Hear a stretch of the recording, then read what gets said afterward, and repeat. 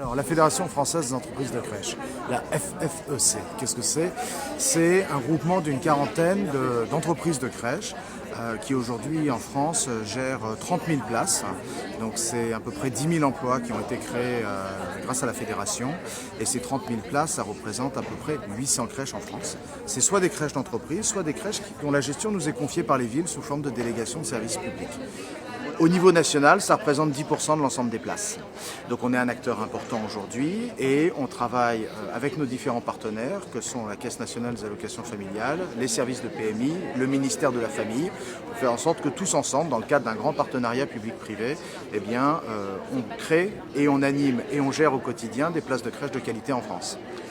Ça fait 10-15 ans qu'il existe en France, plusieurs décennies dans d'autres pays en Europe. Il se porte plutôt bien.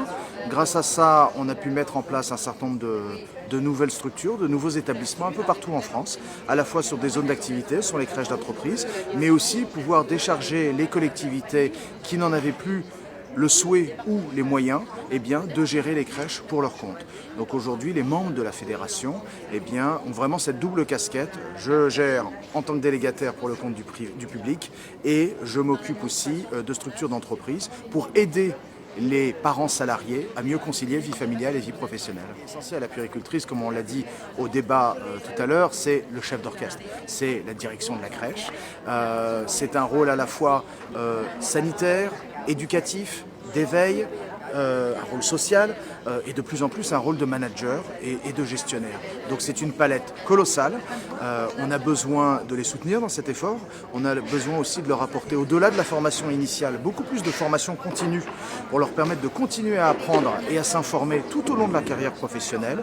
Mais c'est une chance unique qu'on ne retrouve dans aucun pays dans le monde, d'avoir des gens aussi diplômés en direction de crèche. Donc il faut le préserver et l'enrichir. Le débat il a été riche, il y a eu plusieurs points de vue, donc ça c'est intéressant, ça fait avancer les choses.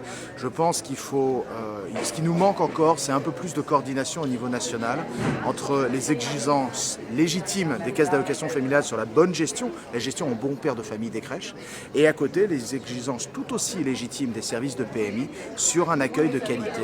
Et il faut arriver très rapidement à ce qu'on ait un référentiel commun pour qu'on puisse ensuite permettre à nos équipes, à la fois les directrices puéricultrices, mais aussi les équipes en section, les équipes de crèche au quotidien, leur donner une vision, un point d'atterrissage.